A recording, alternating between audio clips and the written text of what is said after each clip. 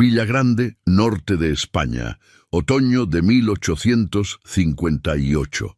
Teresa Rivera tenía 29 años y llevaba 3 inviernos viviendo sola desde la muerte de su marido. Don Manuel de Villalba, duque desde los 22, tenía 34 años y la certeza, hasta ese octubre, de que el mundo estaba hecho para obedecerle. El duque llegó al mercado de Villagrande un martes de octubre, y su sola presencia bastó para enfriar el aire. Era algo difícil de nombrar, una certeza absoluta en cada gesto, en la forma en que sus botas de cuero oscuro pisaban el empedrado como si la piedra misma tuviera el deber de sostenerse firme. Teresa Rivera lo vio desde el puesto de su vecino Abundio.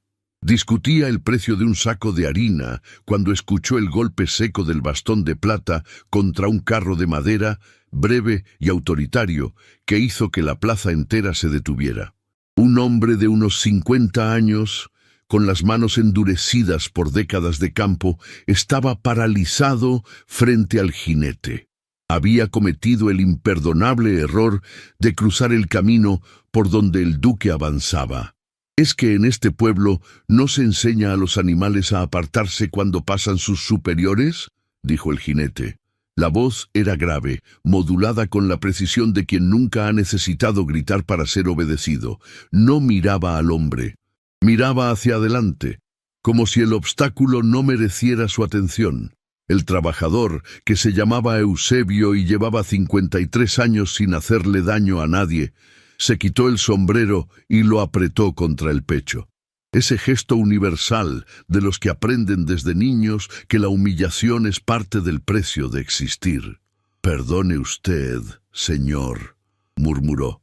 «Perdone usted, señor», repitió el jinete, con una lentitud burlona que arrancó carcajadas entre sus acompañantes. ¡Qué generosidad!, siendo que ni siquiera sabe con quién habla. Teresa dejó el saco de harina sobre el mostrador y se acercó al centro de la plaza. Y siendo que usted tampoco parece saber con quién habla, quizás debería tener la misma generosidad que les reclama a los demás. El jinete se volvió hacia ella. Era más joven de lo que la voz sugería, 30 y pocos años, rostro de ángulos severos, ojos oscuros que no expresaban sorpresa, sino algo peor, la curiosidad fría del que examina lo que tiene ante sí y lo sitúa en su lugar. «¡Qué mujer tan curiosa!», dijo. «En este pueblo hasta las viudas tienen opiniones». Teresa sintió el calor subirle por el cuello. «Eusebio ha trabajado estas tierras 30 años», dijo. «Ha pagado sus impuestos y cumplido su palabra. Merece que lo miren a los ojos cuando se le habla». El duque la observó un instante. Luego giró el caballo y continuó su camino como si ella no existiera. «No debía meterse, doña Teresa», murmuró Eusebio. «Ese hombre es noble». «Entonces que se quede lejos», respondió ella. Mientras volvía a casa, no pudo dejar de ver esos ojos oscuros, no con ternura, con la irritación de quien ha visto algo que no consigue borrar. No sabía todavía que volvería a verlo en 4 días. La tormenta llegó el viernes por la noche. Teresa la había visto formarse desde la tarde, las nubes del norte apretándose sobre las crestas de la sierra con esa urgencia que los pastores reconocían antes de saber leer. Cerró los postigos y aseguró el establo con la certeza de que la noche sería larga. Lo fue. El viento bajó de las montañas con una frialdad que no era del otoño, sino del invierno anticipado, y la lluvia no caía, golpeaba. Teresa durmió mal, examinando cada sonido de la casa para determinar si era amenaza o ruido. Fue la yegua quien la despertó. Canela golpeaba los tablones del establo con la agitación que anunciaba algo vivo afuera. Se levantó. Se puso el capote sobre el camisón y salió con el farol en la mano. Era viuda y vivía sola. El miedo era un lujo que no podía permitirse. Lo encontró al borde del camino. Estaba boca arriba, ropa pegada al cuerpo, un corte en la sien del que manaba sangre diluida por el agua. Le buscó el pulso. Estaba vivo. El que había detenido su caballo sin mirar a nadie. el que había hecho repetir a Eusebio, con voz burlona, una disculpa que ya había sido suficiente, el que había hablado de superiores como si la dignidad ajena fuera una cortesía opcional. Teresa volvió a ver, con una claridad incómoda, las manos del viejo apretando el sombrero contra el pecho, la risa de los acompañantes, el silencio resignado de los que están acostumbrados a bajar la cabeza. Y ahora ese mismo hombre estaba allí, solo, sin caballo, sin criados, sin título que lo sostuviera, boca arriba en el barro de su camino. Teresa permaneció un instante bajo la lluvia, mirándolo. No sintió ternura. Sintió algo más complejo. La extraña justicia silenciosa de ver a un hombre que había caminado por el mundo como si todos debieran apartarse, reducido ahora a un cuerpo herido que dependía de la ayuda de la misma gente que solía ignorar. Aún así, no podía dejarlo allí. La decencia no funcionaba por simpatía. Funcionaba o no funcionaba. «No voy a dejar que muera en mi camino», murmuró para sí. Miró alrededor. No había nadie, ni un caballo, ni señales de que alguien lo estuviera buscando. Tal vez al amanecer alguien vendría, tal vez no, pero esa noche, bajo esa tormenta, era simplemente un hombre herido. «Mañana iré a la villa», murmuró para sí. Alguien tendrá que saber quién es o a quién pertenece. Y Teresa Rivera, que había enterrado a su marido sola y había aprendido a resolver lo que la vida le ponía delante sin pedir permiso a nadie, tomó una decisión. Fue a buscar la carretilla. Le costó casi 1 hora meterlo en casa. Era pesado, y el barro conspiró contra cada esfuerzo. Teresa llevaba 6 años viviendo sola. Había aprendido a mover lo que otros necesitarían compañía para cargar. Lo instaló en el catre de herramientas, le limpió la herida con agua hervida y vinagre, lo cubrió con la manta más gruesa. Teresa no durmió. Se quedó escuchando la tormenta y, cada tanto, el sonido irregular de una respiración ajena en su casa. Él despertó al amanecer. Abrió los ojos, los cerró, los volvió a abrir. Miró el techo de vigas, la pared encalada, el farol apagado sobre la silla. Se llevó los dedos a la sien y encontró el vendaje. Luego la miró a ella. Teresa estaba sentada junto a la puerta, brazos cruzados, con el semblante de quien ha tomado ya varias decisiones en las horas sin dormir. «¿Dónde estoy?», preguntó él. La voz era diferente. Sin la autoridad de la plaza, sin la modulación del hombre acostumbrado a que lo escuchen. En ella había algo que Teresa no esperaba, desorientación genuina. Ella lo observó con cuidado. «Te encontraron anoche en el camino». Él frunció el ceño. «¿Quién me encontró?» «Yo». Hubo un silencio. Él miró alrededor como si buscara en las paredes algo que lo orientara. «Debiste haberte golpeado fuerte», añadió Teresa, con naturalidad estudiada. «¿Recuerdas qué hacías tan lejos?» Él tardó en responder. «No». «¿Recuerdas de dónde venías?» «No». «¿A quién ibas a ver?» Él cerró los ojos. «No recuerdo nada». Teresa sintió un frío lento recorrerle la espalda. Aquello no era confusión pasajera, era vacío. Lo observó unos segundos más. Si preguntaba su nombre, se delataría. Así que no lo hizo. Él volvió a mirarla. «¿Y usted? ¿Quién es?» Teresa abrió la boca para decir la verdad. Eso era lo correcto, lo honesto. Pero entonces recordó la plaza, el bastón de plata, la burla a Eusebio, la espalda que se alejaba sin mirarla siquiera, y algo en ella, una mezcla de rencor, impulso y una necesidad absurda de devolverle al mundo una lección de humildad. Tomó una decisión diferente.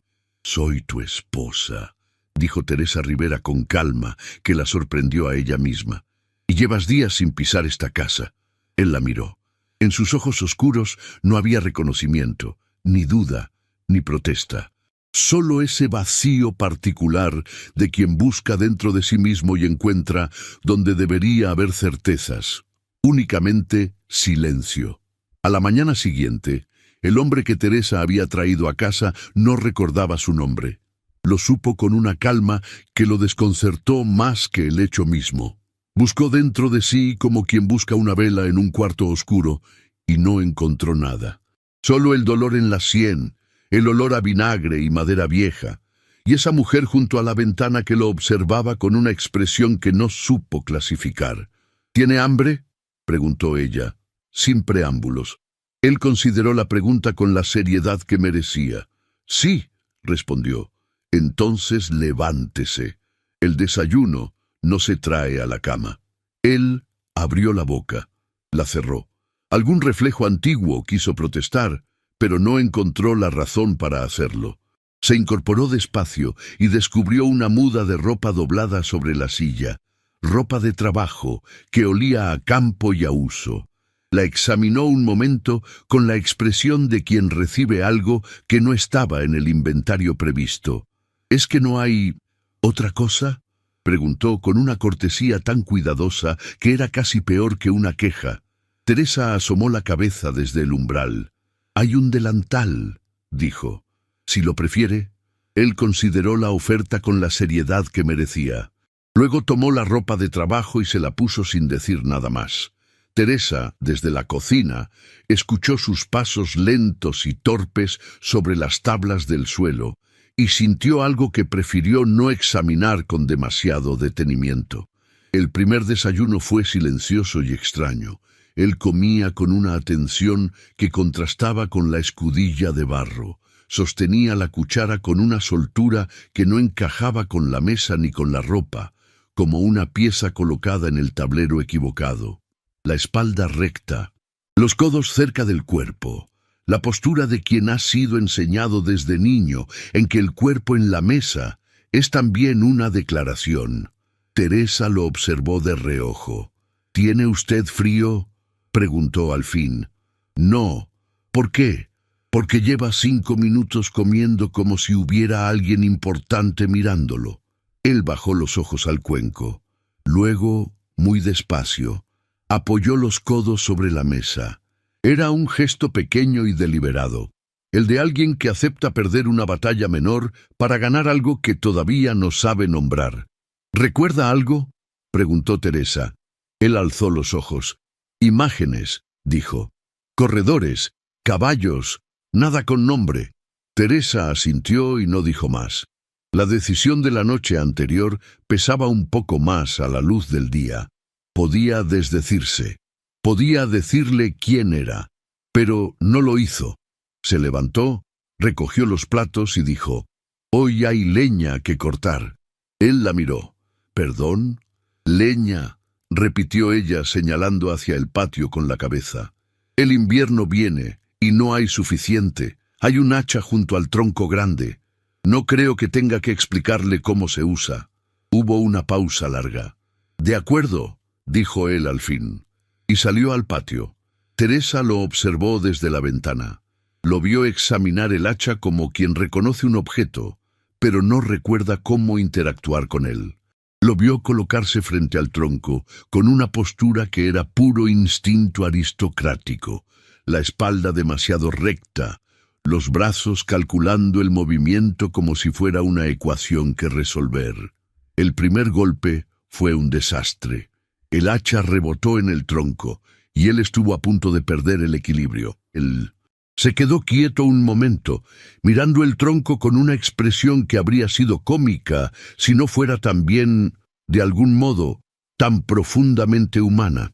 El rostro del hombre que acaba de descubrir que el mundo no funciona exactamente como él creía. El segundo golpe fue mejor. El tercero, mejor todavía. Al mediodía, había una pila de leña junto al muro, y él estaba sentado en el suelo con la espalda en la pared, las manos enrojecidas y el cabello pegado a la frente. Teresa le llevó agua. Él la recibió sin decir gracias, pero la bebió con una urgencia que era su propio tipo de gratitud. «Mañana las cercas del norte», dijo ella. Él la miró desde abajo, con esos ojos oscuros entornados contra la luz del mediodía. ¿Siempre trata así a su marido? Teresa sintió algo en el pecho, un movimiento breve que no supo nombrar. «Solo cuando se lo merece», respondió, y se volvió antes de que él pudiera ver si eso era una sonrisa o no. Las semanas siguientes establecieron una rutina que ninguno habría podido predecir. Él se levantaba al amanecer, desayunaba en silencio y salía a trabajar. Cortaba leña, reparaba cercas, acarreaba agua, limpiaba el establo, perseguía a la cabra que escapaba por el poniente. Hubo episodios. El primero fue el día en que él intentó darle instrucciones a Teresa sobre cómo organizar las herramientas del patio. Lo hizo con el tono preciso y medido de quien ha pasado su vida entera hablando con administradores, señalando cada cosa con un gesto que suponía obediencia inmediata. Teresa lo escuchó hasta el final. Luego recogió exactamente las mismas herramientas del mismo modo en que siempre las recogía, entró a la casa y no dijo nada. Él se quedó en el patio mirando el resultado, que era idéntico al punto de partida, y tuvo la honestidad de no volver a intentarlo. El segundo fue la tarde en que se ofreció a llevar agua desde el pozo. Calculó la operación con cuidado, el ángulo del cubo, la tensión de la cuerda, el número de pasos. El cubo llegó a la mitad. El agua llegó repartida entre sus botas, el empedrado y una gallina que pasaba en el momento menos oportuno. La gallina no lo perdonó en varios días. El tercero ocurrió cuando Teresa salió un mediodía a llevar ropa a la casa de Abundio y le pidió que vigilara el puchero. Una sola instrucción, no dejar que hirviera demasiado fuerte. Él la escuchó, asintió y se quedó frente al fuego con la concentración del hombre que ha dirigido operaciones complejas y ve en aquello un problema menor. Cuando Teresa regresó una hora después, el puchero había hervido, dejado de hervir, vuelto a hervir y producido un olor que, según ella, llevaría días en salir de las paredes. Él estaba sentado junto al fuego, con los brazos cruzados y una expresión que intentaba transmitir que la situación estaba bajo control. «¿Qué ocurrió?», preguntó Teresa, mirando el puchero. «Hubo una complicación», respondió él, con la gravedad de quien informa de un asunto de estado. Teresa miró el puchero, miró a él, salió al patio a buscar más verduras sin decir otra palabra. Desde la cocina, un momento después, llegó lo que él decidió interpretar como el viento. La cabra se llamaba Prudencia y era profundamente consciente de su propio poder. Él la persiguió 20 minutos por el campo abierto hasta que tropezó con una piedra. Cayó de rodillas en el barro y se quedó mirando al animal, que lo observaba desde una distancia segura con la serenidad de quien sabe que ha ganado. Teresa llegó después. Recogió a la cabra con una maniobra que no parecía requerir ningún esfuerzo y pasó junto a él sin decir nada. A unos 20 pasos, él escuchó algo que podría haber sido una risa sofocada o simplemente el viento. Optó por creer que era el viento. Pero esa noche, en la mesa, mientras cenaban la sopa de verduras que ella hacía sin receta y sin medida, pero que siempre salía exactamente igual de buena, él dijo: «La cabra tiene nombre». «Prudencia», confirmó Teresa. «Un nombre cruel para un animal tan poco prudente». Teresa alzó los ojos del plato. Él la miraba con una expresión que era nueva, algo leve, algo que bordeaba la ironía sin llegar a ser una queja. «Mi defunto marido, el anterior, la llamó así», dijo ella, sin pensarlo demasiado. «Decía que los nombres son deseos, no descripciones». Hubo un silencio. «Era sabio», dijo él. «Era práctico», respondió ella. Y no hablaron más. Pero algo en el silencio que siguió fue diferente de todos los silencios anteriores. Menos duro, menos cauteloso. Como si dos personas que han estado caminando en paralelo hubieran dado, sin advertirlo, un paso hacia el mismo punto. En la tercera semana, él enfermó. Una fiebre que le subió de noche y lo dejó 2 días en cama. Teresa le llevó caldo, le cambió los paños en la frente, durmió con la puerta entreabierta para escuchar si llamaba. No llamó. Eso también era información. En la madrugada del segundo día, cuando la fiebre empezó a ceder, él abrió los ojos y encontró a Teresa sentada junto a la cama con el farol bajo. Debería dormir, murmuró él. Ya dormiré, respondió ella. Él la observó en la penumbra. Ese rostro sereno y cansado que había aprendido a leer como se lee el tiempo, en los pequeños signos, en lo que no se dice. ¿Por qué hace esto?, preguntó, y en su voz había algo que no era solo la debilidad de la fiebre. Teresa tardó un momento en responder. «Porque es lo que se hace», dijo al fin. No era toda la verdad, pero era suficiente para esa noche. Las semanas se convirtieron en 2 meses, y los 2 meses en algo que ninguno de los dos supo nombrar con precisión. Él ya no tropezaba con la azada. Ya sabía dónde estaba cada herramienta, qué hora marcaba el sol cuando era momento de descansar, qué dirección tomaba el viento cuando iba a llover. Había aprendido a leer la propiedad como se aprende un idioma nuevo, torpemente al principio, luego con fluidez, luego con esa familiaridad tranquila que ya no requiere esfuerzo consciente.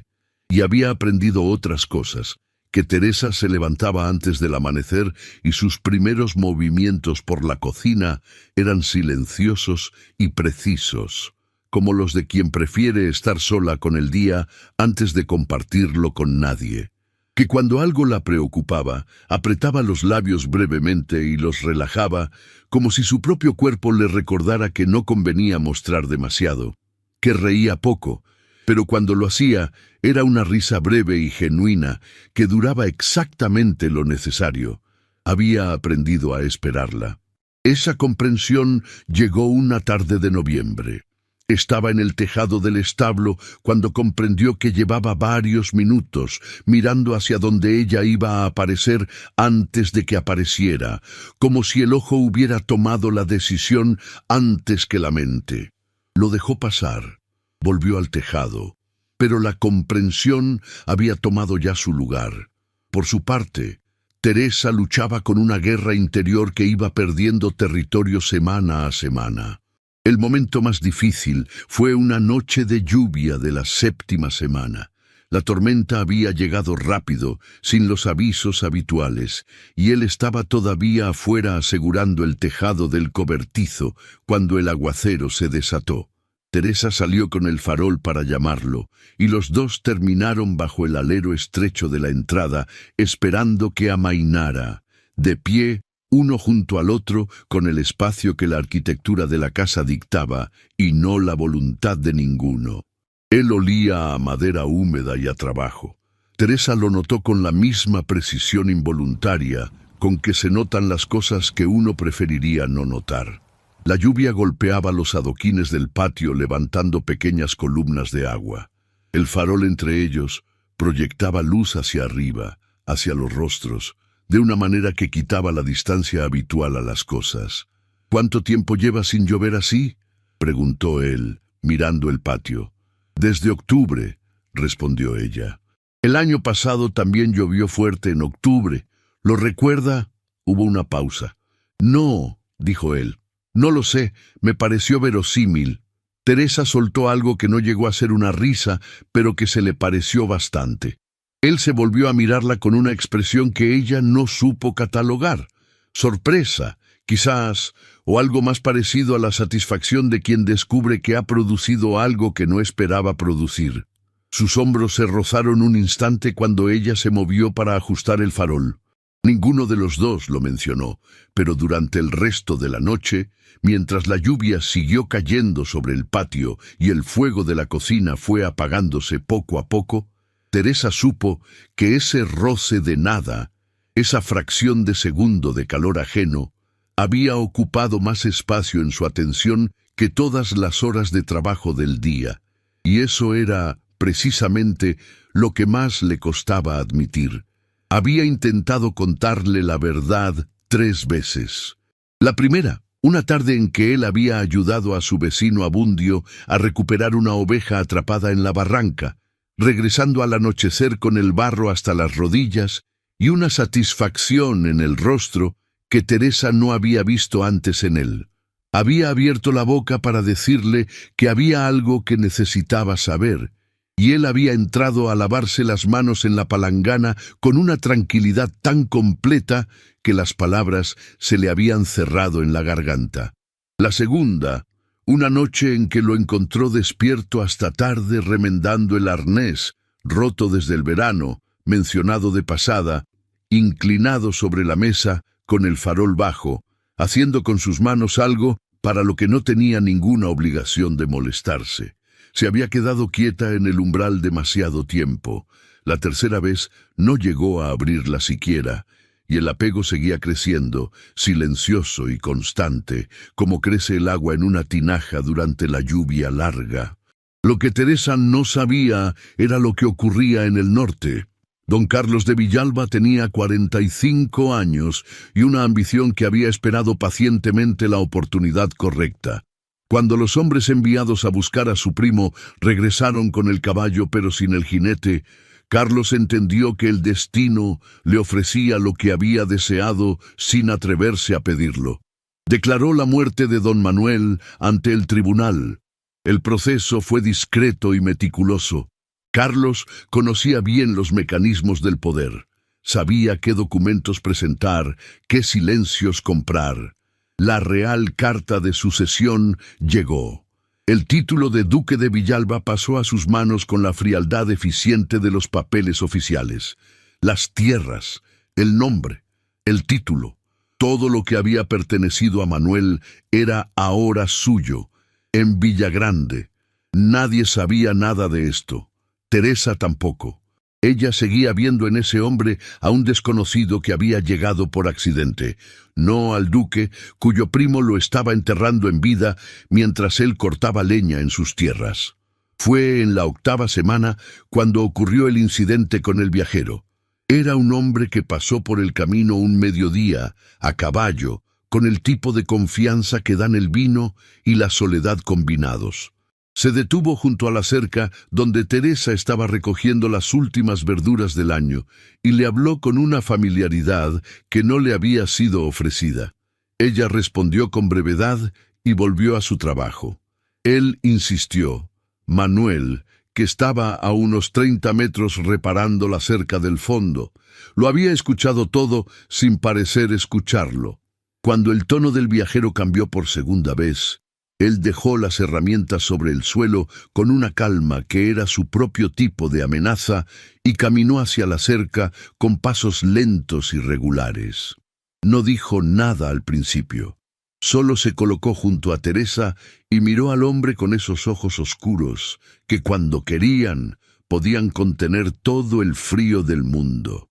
«Le recomiendo que continúe su camino», dijo, con una cortesía tan perfecta que era casi peor que un insulto. El viajero lo evaluó un momento.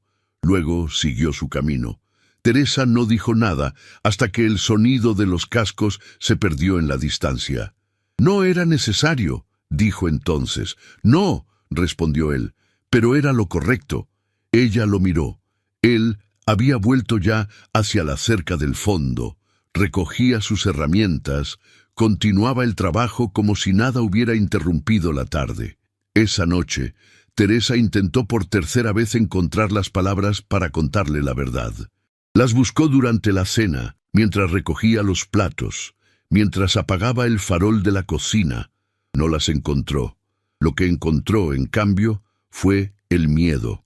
No el miedo que ella conocía, el de las tormentas, el del invierno, el de la soledad, sino uno nuevo y más difícil, el miedo a que él recuperara la memoria y la mirara con los ojos del hombre que era antes de caer en su camino.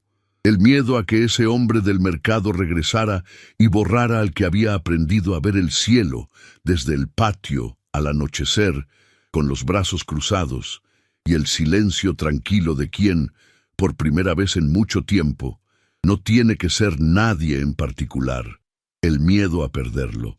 Y eso era lo más peligroso de todo, porque Teresa Rivera no se había permitido tener miedo de perder a nadie desde que había enterrado a su marido 3 años atrás. La memoria regresó en fragmentos, como regresa siempre lo que uno creía perdido para siempre, sin aviso, sin orden, sin misericordia. Primero fue un escudo.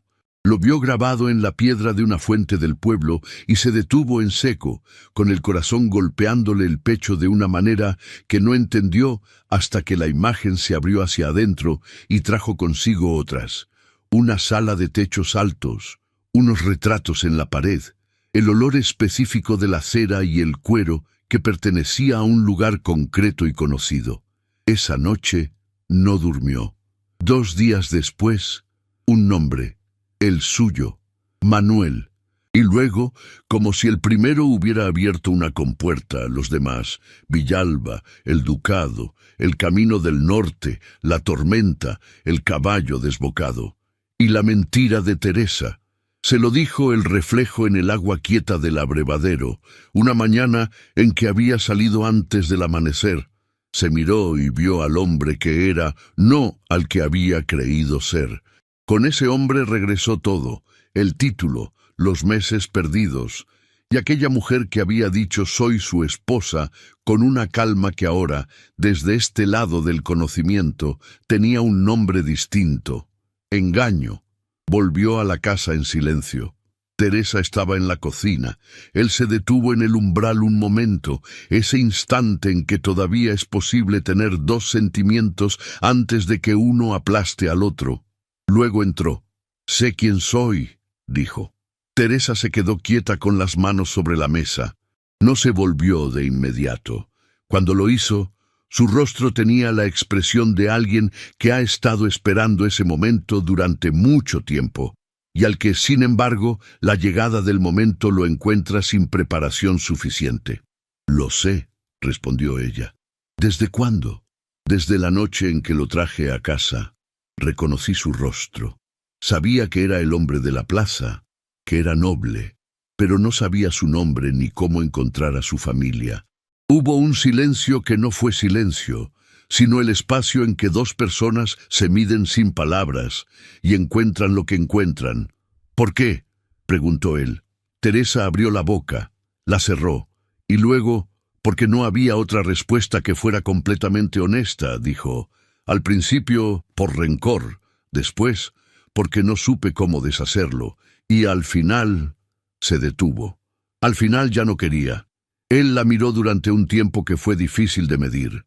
En su rostro había algo que era rabia, sí, pero también algo más complicado, algo que no tenía nombre limpio, la conciencia de que había sido engañado y la conciencia simultánea de que los meses que había vivido engañado habían sido los más reales de su vida. «Debo recuperar el título», dijo al fin. «Lo sé.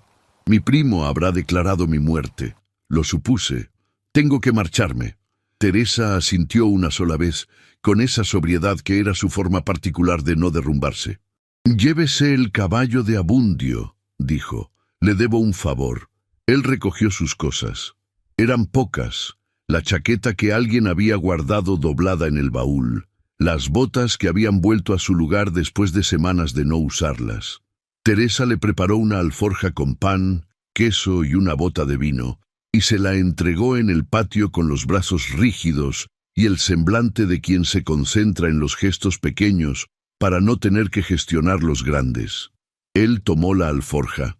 Sus manos rozaron las de ella un instante, ese instante brevísimo que el cuerpo guarda cuando la mente ya no tiene instrucciones que dar. «Teresa», dijo, y era la primera vez que usaba su nombre así, sin la distancia. Ella lo miró. «Lo que hizo», dijo él, con una quietud que era más fría que el grito, «no fue solo una mentira. Fue decidir por mí lo que yo podía o no podía saber sobre mi propia vida. Eso no se hace por rencor. Eso se hace porque en algún momento dejó de importarle lo que yo pudiera sentir». Teresa no respondió. No porque no tuviera respuesta, sino porque la que tenía era verdad, y la verdad en ese momento no le pertenecía a ella, sino a él. Él la miró un instante más, con esos ojos oscuros que ella había aprendido a leer y que ahora decían algo que no quería terminar de leer, y luego se volvió hacia la puerta. «Cuide a Prudencia», dijo al fin, y se fue. Teresa permaneció en el patio sin moverse. no porque las piernas no respondieran, sino porque moverse habría significado que ya había terminado, y algo en ella no estaba dispuesto a aceptar eso tan deprisa. Escuchó los cascos sobre el empedrado, el portón de Abundio que se abría y se cerraba, y luego el silencio particular que dejan las cosas que se van y no han prometido volver. Entró, se sentó a la mesa, puso las manos sobre la madera vieja y se quedó mirando el lugar donde había estado el plato de él todas las mañanas durante 2 meses, y el cuenco para el agua, y la silla con el respaldo astillado que él había dicho que repararía cuando terminara las cercas, y no había reparado todavía. No lloró, esa también era su forma de llorar. Manuel llegó al norte con la determinación fría de quien tiene una cuenta pendiente y los medios para saldarla. Recuperar el título no fue sencillo. Carlos había tejido su usurpación con paciencia de años, y deshacerla requirió abogados, documentos, testimonios y una audiencia ante el tribunal que duró 2 días completos. Pero Manuel tenía algo que Carlos no había calculado: la verdad y la memoria completa de quien la vivió. El título regresó a sus manos en enero. Carlos perdió las tierras usurpadas y fue apartado de la corte con la discreción silenciosa que se aplica a los escándalos de familia, cuando el nombre de todos vale más que la justicia pública. Y entonces Manuel volvió a la vida que había sido la suya: los salones, las recepciones, los trajes guardados como se guardan las cosas que pertenecen a los muertos. Las reverencias, los tratamientos, la música de los bailes, como si el mundo no hubiera cambiado nada mientras él cortaba leña en el norte. Había mujeres que lo miraban con el interés del que evalúa una posición. Había noches en que la sala brillaba con el oro de los candelabros, y Manuel se encontraba mirando hacia una ventana oscura.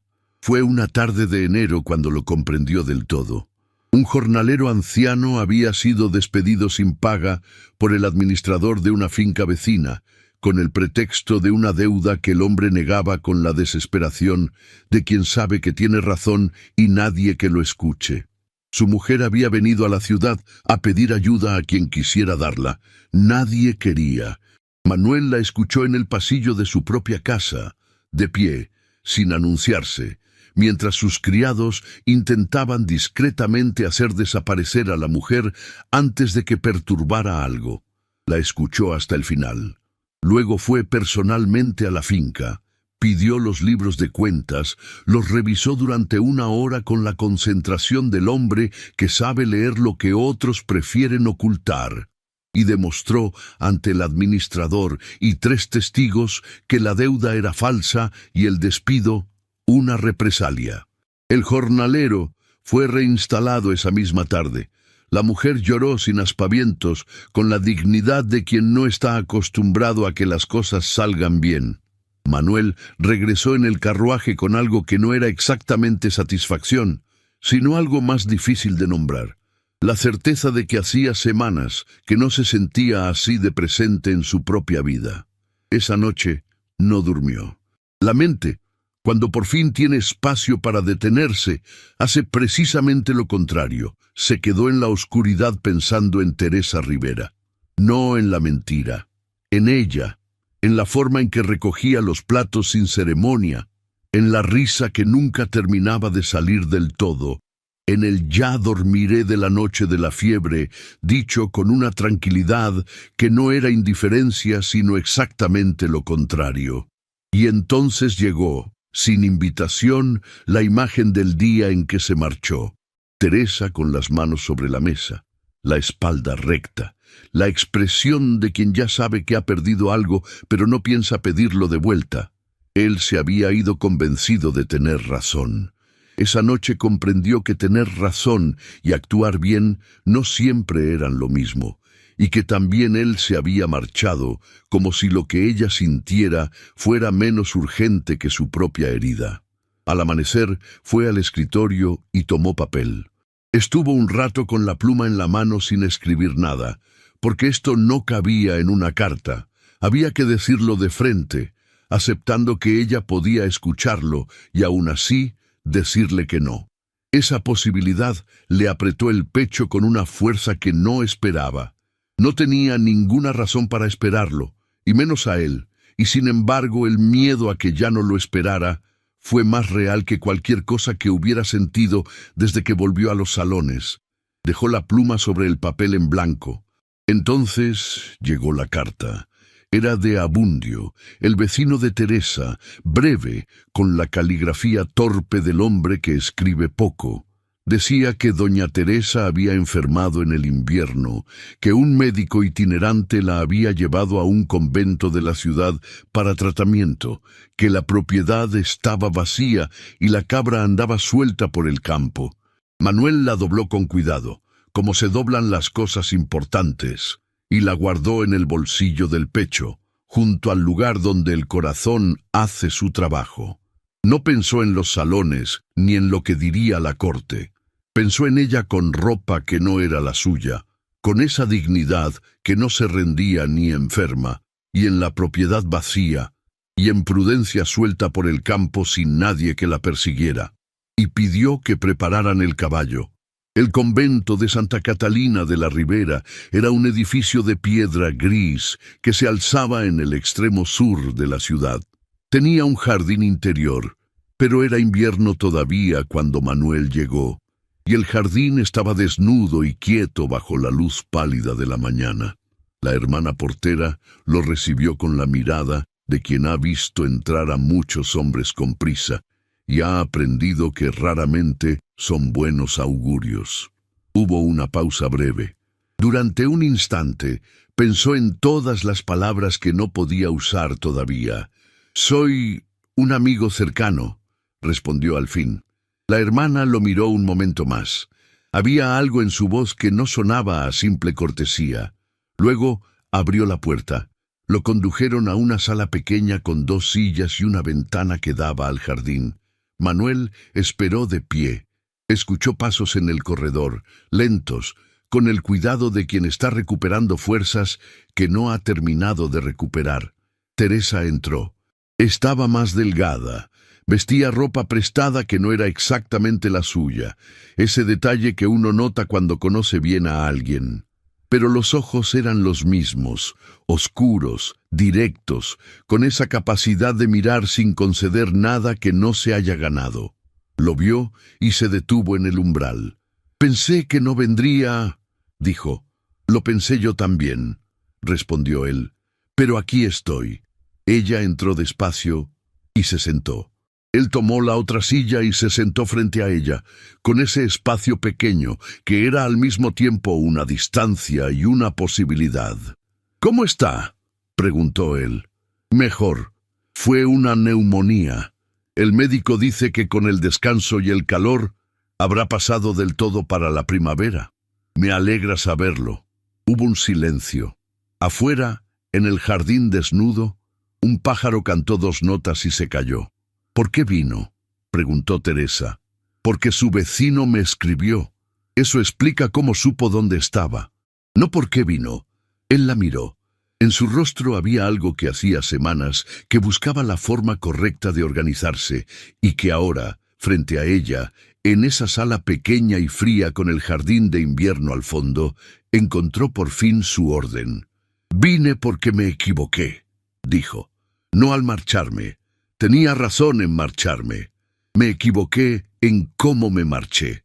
Teresa no respondió. Esperaba. «Usted me mintió», continuó él. «Y esa mentira me costó meses, un título y la pelea con mi primo que debía haber tenido hace años. Pero esos meses…» Se detuvo. Buscó las palabras con la misma concentración con que, meses antes, había calculado el primer golpe de hacha contra el tronco. Esos meses fueron los primeros en que fui un hombre y no un título, en que hice algo con mis manos y lo vi terminado, en que alguien me habló sin saber lo que yo valía y decidió igualmente quedarse. Teresa apretó los labios, los relajó. «Usted no se quedó», dijo. «La mentira no le dejó elegir». «No, pero ahora elijo». Ella lo miró entonces de una manera que era diferente de todas las anteriores, sin la guardia completa, sin la reserva que había sostenido durante 2 meses de convivencia y durante todos los meses desde entonces, con algo que era, si uno se atrevía a nombrarlo, esperanza y miedo en la misma proporción. «Yo le mentí», dijo ella. «Eso no cambia». «No, no cambia. Entonces no entiendo». «Usted», dijo Manuel, con una lentitud que no era la del mercado, no era la del hombre que se toma su tiempo porque el tiempo le pertenece, sino la del hombre que pesa cada palabra porque sabe que esta vez no puede permitirse equivocarse. «Usted me puso una asada en la mano cuando yo no sabía ni mi nombre. Me hizo trabajar cuando yo creía, en algún lugar que no podía nombrar todavía, que el trabajo era cosa de otros. Me hizo sentarme a una mesa sin ceremonia y comer lo que había. Y cuando enfermé, se quedó junto a mi cama porque era lo que se hace». Hizo una pausa. «Nadie me había dicho nunca que era lo que se hace, sin más, sin que yo fuera el duque de Villalba, sin que hubiera nada que ganar». Teresa tenía los ojos brillantes, pero su expresión era todavía la de alguien que no se permite llegar a ninguna orilla demasiado pronto. «Vine a pedirle que se case conmigo», dijo Manuel. No levantó la voz. No necesitaba hacerlo. No para reparar lo que pasó, no por obligación, no por gratitud. «Vengo porque, desde que recuperé la memoria, he descubierto algo que no sabía que me faltaba». Dio un paso hacia ella. «He tenido títulos, respeto, obediencia. He tenido salones llenos de gente que sabía inclinar la cabeza en el momento exacto, pero nunca había tenido, ¿es verdad? Y la única vez que la tuve fue en su casa». El silencio se volvió espeso. Teresa no retrocedió, pero el aire entre los dos cambió. No se acercó de inmediato, no porque no quisiera, sino porque cualquier paso en falso podría romper la frágil calma que había logrado sostener desde su regreso. Lo miró en silencio. Durante meses había esperado que ese hombre volviera, y ahora que estaba allí pidiéndole algo que jamás había imaginado recibir, descubrió que el miedo seguía intacto. No era rechazo, era vértigo. Teresa se levantó. No fue hacia la ventana, sino hacia el centro de la sala, como si necesitara más espacio para decir lo que iba a decir. Desde la primera noche reconocí su rostro. No sabía su nombre, pero sabía quién era, el hombre de la plaza, el que habló de superiores, como si la dignidad se repartiera por apellido. Una sombra cruzó sus ojos. Cuando lo vi en el barro, herido, no sentí compasión al principio. Sentí justicia, pequeña, quizá, pero justicia. Lo miró con firmeza. Quise que aprendiera, quise que supiera lo que era depender de otros, quise que la vida le enseñara lo que su título nunca le había enseñado. El silencio fue pesado, pero ninguno apartó la mirada. Sí, mentí por rencor, y me avergüenzo de ello, pero no me quedé por comodidad. Su voz se suavizó apenas. Me quedé porque vi algo que no esperaba ver. Un hombre capaz de trabajar sin humillar, de enfermar sin exigir, de proteger sin deber, y tuve miedo de que, cuando recordara quién era, volviera a ser el hombre que yo había decidido despreciar. El silencio que siguió ya no fue de confrontación, sino de verdad compartida. Manuel dio un paso más cerca. «Si he cambiado», dijo, «no fue por la leña ni por la tierra, fue porque, por primera vez en mi vida, alguien no me trató como a un duque, y aún así, no me trató como menos». Sus ojos no se apartaron de los de ella. «No vine por la vida que encontré allí. Vine por la mujer que tuvo el valor de enfrentarse a mí cuando nadie más lo hizo, y que, aun después de odiarme un poco, decidió cuidarme, se detuvo a un paso de distancia. Vine por usted, Teresa, no por lo que fue aquel invierno, no por lo que podría ser más fácil, sino porque no quiero volver a ser el hombre que era antes de conocerla». Teresa lo miró largo rato. Ya no había rencor en su expresión, solo miedo y algo más profundo. «Casarme con usted», dijo despacio, significa aceptar su mundo, sus juicios, sus murmuraciones, y la posibilidad de que algún día vuelva a mirarme como miró a aquel hombre en la plaza. Manuel negó suavemente. Si vuelvo a ser ese hombre, no mereceré que se quede. El silencio fue distinto esta vez, más claro. Manuel la miró durante un tiempo largo. ¿Ha terminado?, preguntó al fin. Sí, bien. Dio un paso hacia ella y luego, con una lentitud que no tenía nada de cálculo, sino todo de determinación, dobló una rodilla en el suelo de piedra fría del convento. No era el gesto del protocolo, no era la reverencia vacía que había aprendido de niño en los salones. Era otra cosa, la postura del hombre que ha entendido, por fin, que hay cosas que no se piden de pie. Teresa abrió la boca. No salió nada. «Teresa Rivera», dijo Manuel, con la voz que ella había escuchado dar órdenes en la plaza y que ahora sonaba distinta, despojada de todo lo que no era necesario. «No le pido que olvide lo que ocurrió. No le pido que confíe en mí de inmediato, ni que deje de tener miedo. Le pido que me dé la oportunidad de demostrarle cada día que el hombre que aprendió a cortar leña en su patio y a perder el agua en el empedrado y a no volver a intentar organizar sus herramientas, es el hombre que quiero ser, no el duque de Villalba. Ese hombre...» Hizo una pausa breve. «¿Se casará conmigo?» Teresa lo miró. Él estaba de rodillas en esa sala pequeña con el jardín de invierno a sus espaldas y la misma expresión que había tenido aquella tarde frente al tronco de madera. La del hombre que sabe que el primer golpe puede salir mal, pero ha decidido intentarlo de todas formas. «Sí», dijo Teresa Rivera. Y fue una sola palabra, pero tenía el peso de todo lo que no se había dicho durante meses. Manuel tardó un segundo en reaccionar. Luego se puso de pie despacio. Quedaron frente a frente, muy cerca. Podía sentir el calor de ella antes de tocarla.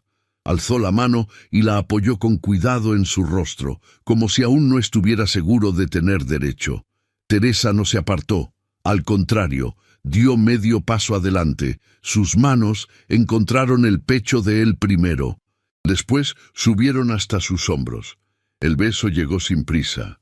Fue cálido, real, con el peso de todo lo que habían atravesado. Manuel la sostuvo entonces, por fin, rodeándola con los brazos, no con urgencia, sino con una firmeza tranquila, como quien llega a casa después de mucho tiempo. Teresa apoyó la frente en la suya un instante al separarse. Respiraron el mismo aire, y esta vez ninguno tuvo miedo de quedarse. La boda del duque de Villalba fue, según dijeron los que la vieron, la más inusual que había presenciado la región en muchos años.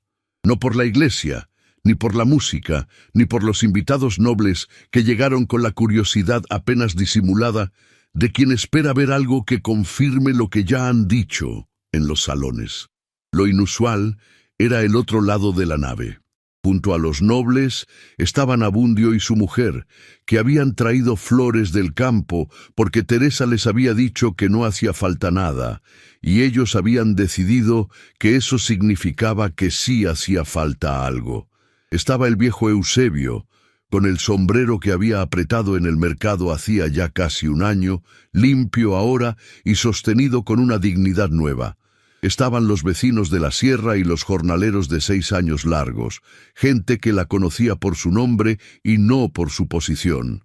Manuel lo había dispuesto así, no como gesto simbólico, sino como declaración.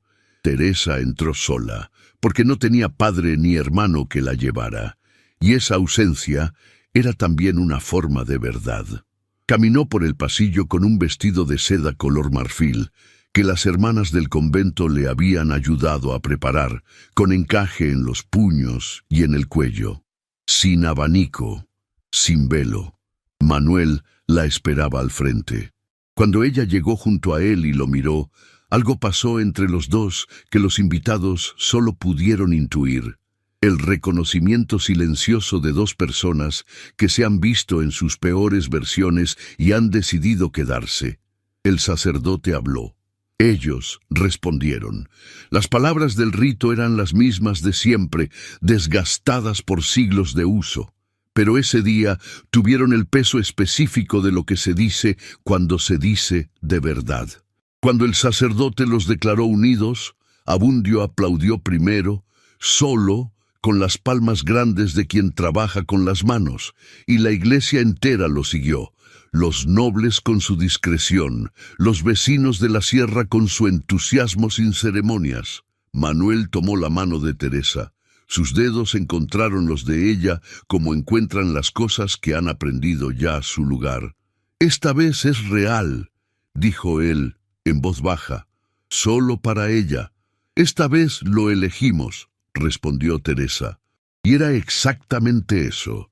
No el azar de una tormenta, no el impulso de una noche de rencor, no la inercia de dos personas que han vivido demasiado cerca para separarse. Era una elección, hecha con los ojos abiertos, con el conocimiento de lo que el otro era capaz de hacer y de lo que era capaz de dejar de hacer. «¿Bien?», preguntó él, en voz baja. «Bien», respondió ella. Esa palabra tan pequeña, tan ordinaria, tenía ahora el peso de todo lo que habían necesitado atravesar para poder decirla así.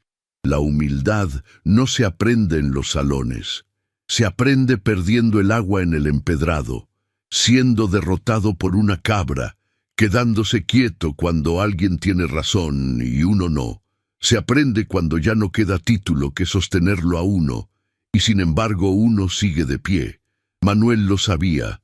Y Teresa, mirándolo desde el banco de piedra con el vientre redondo y la tarde entera por delante, comprendió que no había sido la tormenta ni la memoria lo que había cambiado su destino, sino la decisión de quedarse cuando por fin podían elegir. Gracias por acompañarme hasta el último segundo de esta historia. Si te ha llegado al corazón, déjame saberlo con un me gusta. Es la mejor forma de decirme que quieres más historias como esta. Y si aún no estás suscrita a Cuentos de Amor de Época, este es el momento. Suscríbete y activa la campanita para que ninguna historia te llegue tarde. Cuéntame en los comentarios desde dónde nos escuchas hoy. Me encanta saber si estás en México, en Argentina, en España, en Estados Unidos o en cualquier rincón del mundo donde el español lleva historias al corazón. Escribe tu país o tu ciudad, y así sabemos quiénes nos acompañan en cada historia. En el comentario fijado encontrarás el enlace a una playlist con muchas más historias de amor y época, perfectas para acompañarte mientras descansas o realizas tus tareas. Muchas gracias por estar aquí. Que Dios te bendiga siempre.